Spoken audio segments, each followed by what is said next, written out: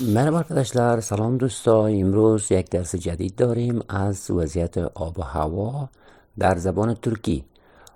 قسمی که در عنوان میبینین هوا درومو، هوا را میگن، دروم وضعیت میگن. هوا درومو کی شد؟ وضعیت آب و هوا. اینجا ما کوشش کردیم که تقریبا 30 دانه لغت از زبان ترکی در مورد آب و هوا و چندین جمله متفاوت، در حدود 20 جمله متفاوت خودم ساختیم و مدت کردیم براتون. امر مانایش و تلفظش براتون تشریح میکنم. تمام درس امروز ما در مورد آب و هوا در زبان ترکی. پس بیاین شروع کنیم. خب اولا لغتاشو میخوانیم. قسمی که میبینین هوا درومو عنوان معین عنوان است. از شماره 1 براتون میخوانم. هوا، قسمی که بیشتر گفتم، هوا، دروم وضعیت، sıcak گرم، sıcak با تلفظ میشه، یعنی طولانی نیست، خفیف است صداش. sıcak. soğuk یموشک گی داره، یموشک گی را میفهمین تلفظ نمیشه. قسمی تلفظ میشه که خودتان احساس میکنین که تلفظ کردین، اما طرف مقابل که میشنوه اما یموشک گی را نمیفهمه که شما تلفظ کردین. soğuk سرد. کار برف. کارlı برفی، یعنی هوایی که برفی باشه. یامور باران، یامورلو بارانی و یا هوای بارانی. چرا داخل قوس هوای بارانی هوای برفی نشته کردم؟ چون کلمه بارانی یا برفی دیگه مانام داره. مثلا یکی میگه من برفی کردم، یا مثلا بارانی یک قسم لباس هم داریم که او را بارانی میگیم ما شما. اینجا هدف آب و هواست. یامور باران، یامورلو هوای بارانی. بلوت ابر، بلوت ب واو لام واو ت به همون شکل، یعنی نه باریک است نه کدام چیز دبل تلفظ میشه، فقط عادی نرمال. بلوت. بلوت لو ابرالود، هوایی که ابری باشه. بلوت لو. خب لو و امی پسوند لو را جداگانه ما شما خوانده بودیم. اگر دو مورد لازم داشتید میتونین ویدیو بعدی را ببینین. خب بریم صفحه دوم ببینیم که 10 لغت دیگه هم است. خب اینجا شماره 11 روزگار. اولا روز که است همون باریک تلفظ میشه، نقطه داره. روزگار.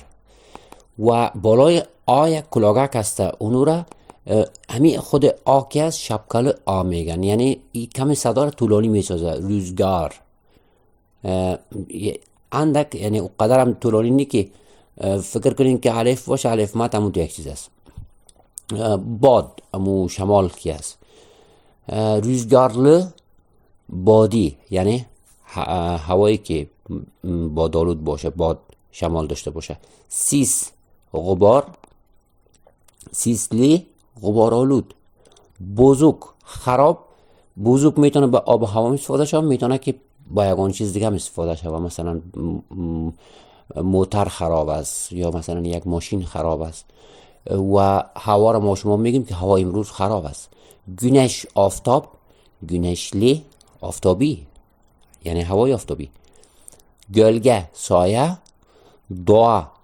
doğa طبیعت.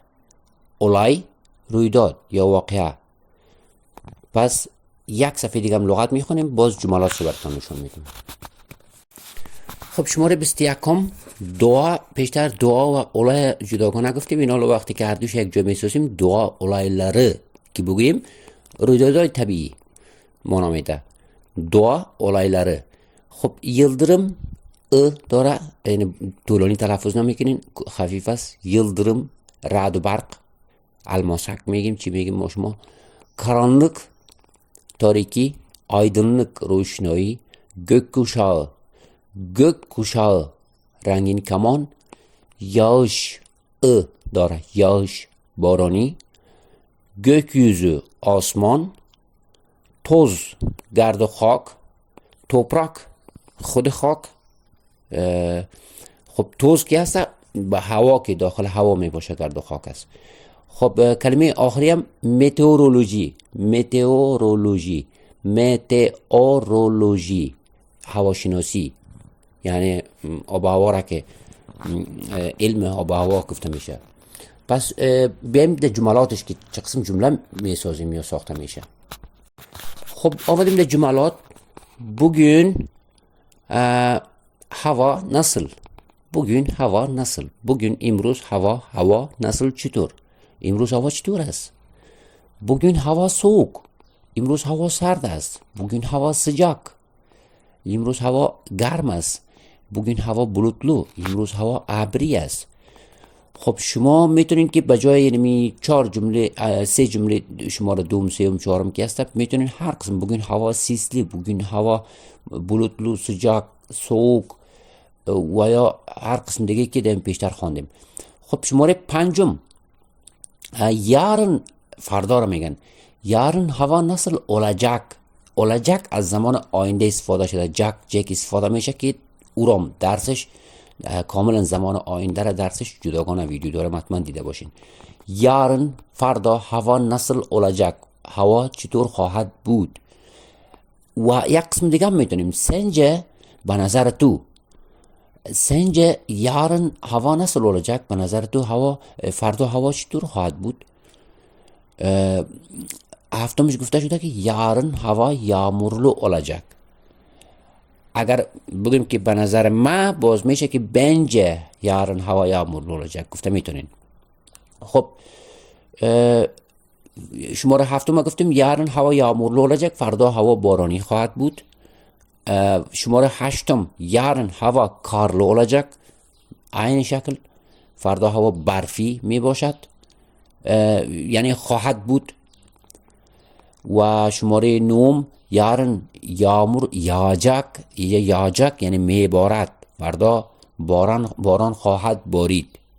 اینه تو. شماره دوم yarın kar yağacak، فردا برف خواهد بارید. خدا در بالا گفته بودیم که مثلا هوا بارانی برفی گفته بودیم، اینجا میگیم که هوا یعنی فردا باران خواهد بارید یا برف خواهد بارید. این قسم.